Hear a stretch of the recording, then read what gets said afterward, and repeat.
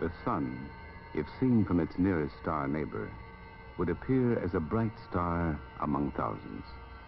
And from that neighboring star, traveling at the speed of light, it would take more than 4 years to reach the solar system.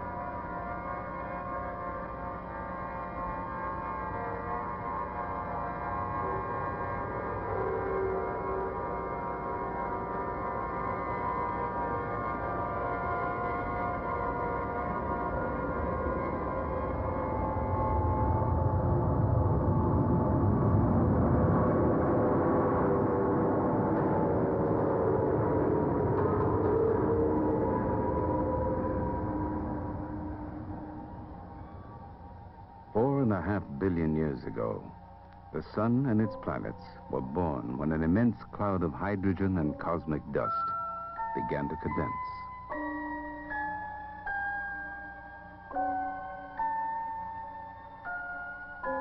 As the huge cloud collapsed, pulled inward by its own gravity, a massive sphere circled by a great rotating disk of gas and dust took shape.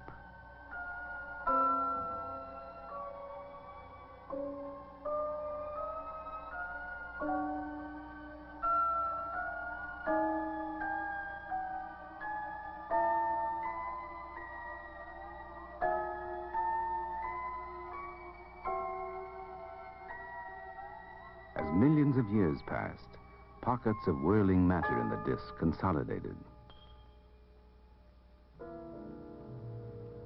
When the central sphere, heated from the energy of its own collapse, reached 1,000,000 degrees, nuclear fusion was ignited.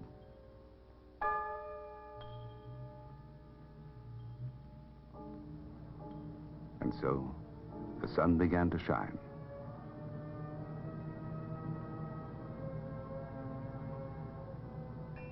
The young planets emerged, bathed in radiant sunlight.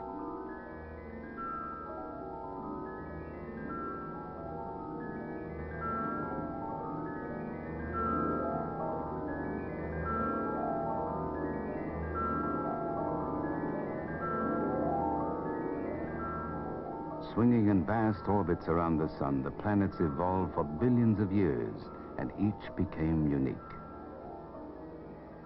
Mercury, closest planet to the sun, is overwhelmed by its fiery parent.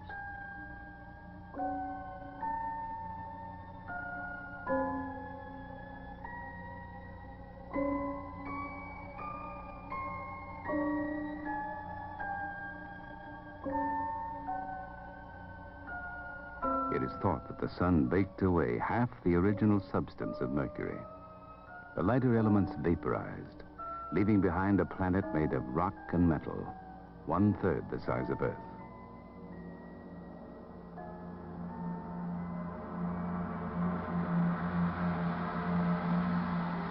With no atmosphere or erosion, craters left by crashing meteorites remain fresh forever.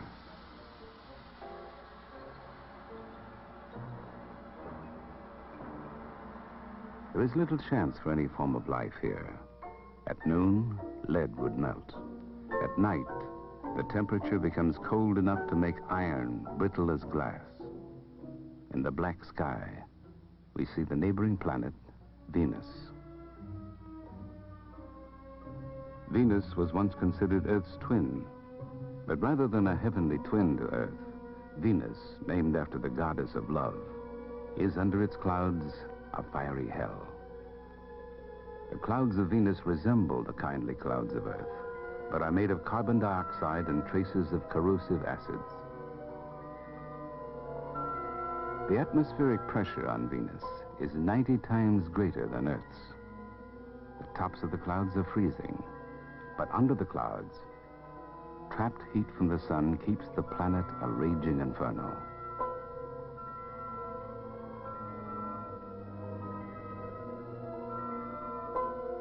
it is unlikely we will ever find any evidence of life on Venus, past or present.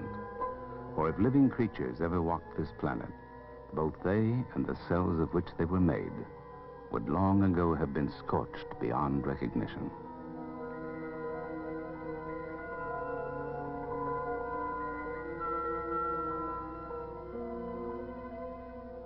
Past Venus, catching light that left the sun 8 minutes earlier, planet Earth and its moon.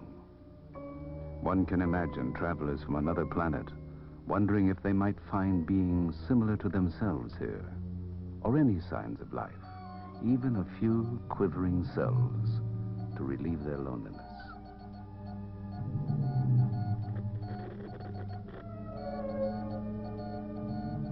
This is the view of Earth seen by human astronauts. To those travelers, it is home, where friends live and birds sing in the trees.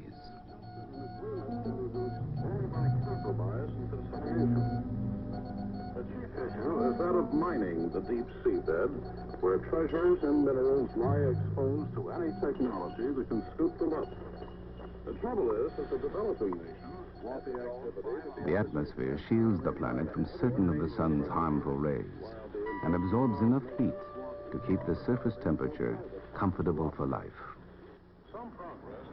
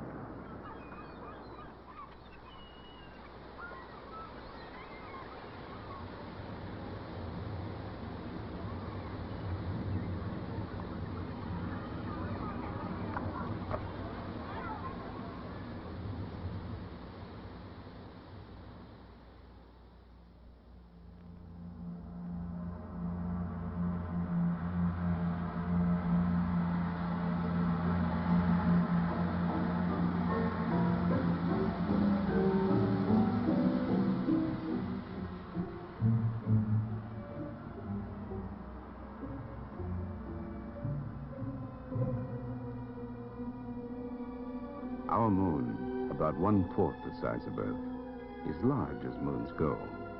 It is nearly the size of the planet Mercury. Its surface is mostly lava, dust, and various kinds of rock, formed by the shattering heat of crashing meteoroids.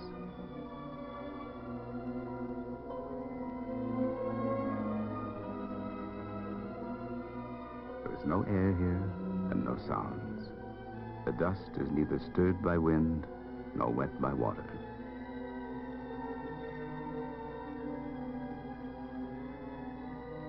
A footprint left here will remain undisturbed for millions of years.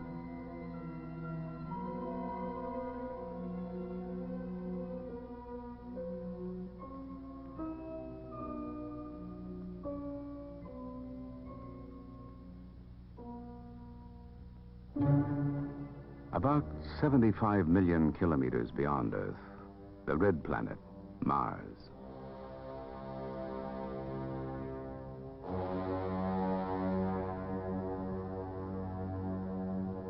Some had hoped to find Martians digging canals and managing vast farms. But as far as we know, there is no life on Mars. The planet does have seasons.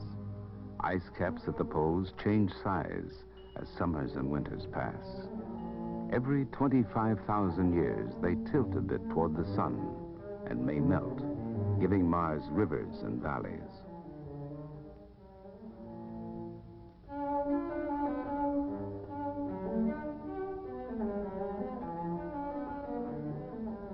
The atmosphere on Mars is a near vacuum, 200 times thinner than Earth's. The planet's surface is marked with craters, canyons as long as North America is wide, faults and sand dunes. The crust is pierced by many volcanoes, including Olympus Mons, 3 times higher than Mount Everest.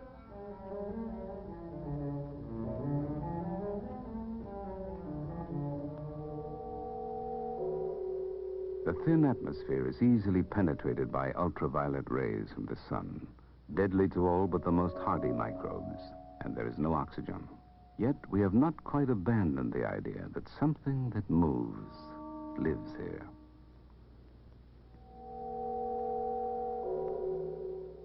Mars has two small moons, Phobos and Deimos.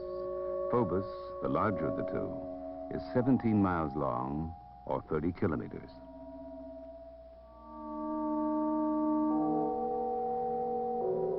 Beyond Mars, in an orbit where we expect another planet, we find instead the asteroids. Thousands of pieces of metallic rock, raw materials perhaps for a planet that was never born. The largest is about the size of the state of California. The smallest, a grain of dust.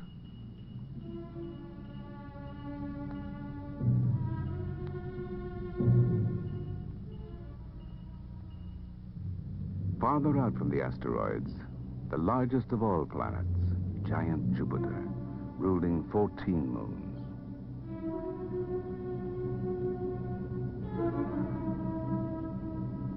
Had it grown 5 to 10 times larger, it might have collapsed, ignited, and glowed with a red light. Our sun would then have become a double star, like billions of others in the universe. The Great Red Spot is perhaps a gigantic hurricane. The Earth would easily fit inside this red spot.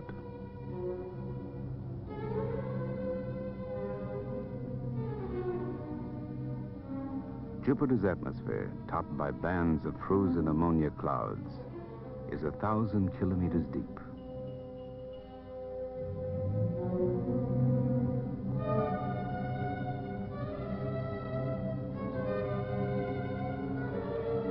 Below the atmosphere, hydrogen, compressed into a liquid by the sheer weight of the gases above it.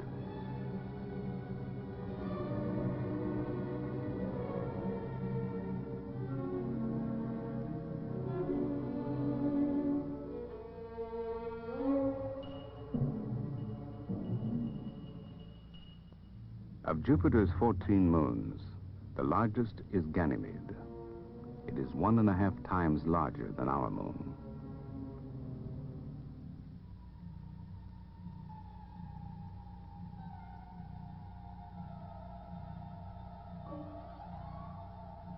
Moving farther out, light from the sun grows dimmer, and distances between planets grow greater. Nearly 1.5 billion kilometers out from the sun, the most elegant object in the solar system, Saturn, with its rings circled by 10 moons. The rings of Saturn are composed of countless rocks coated with ice. They are so thin, distant stars can be seen through them.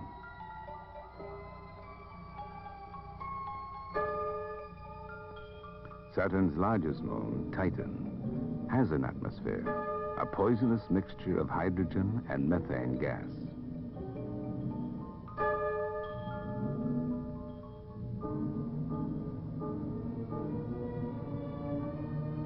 Far beyond Saturn, the third of the giant gaseous planets, Uranus, girdled by 5 rings. Uranus is 4 times larger than Earth.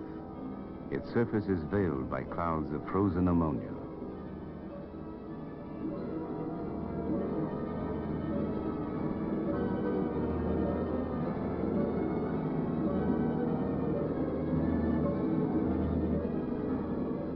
The distance to the next planet is more than 1 billion kilometers. Neptune, the last of the giants, accompanied by Triton, one of its moons.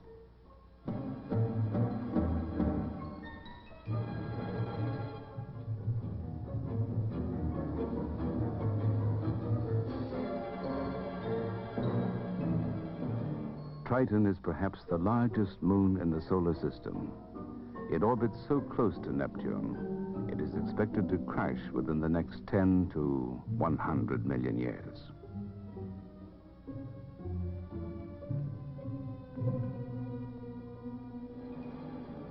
The sun is but a bright star shedding no warmth on the desolate landscape of Pluto, the last and least known of the planets.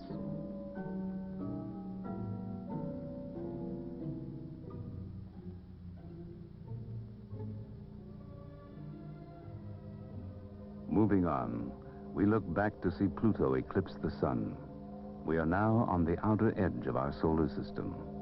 It takes light from the sun 5 hours to reach here, and more than 4 years to reach the nearest star out in space.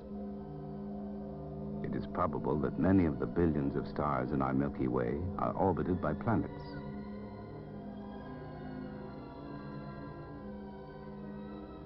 And beyond our galaxy lie billions of other galaxies with their countless stars. Are we alone in the universe? Or are there beings on some distant planet watching the night sky, wondering, imagining, of all things,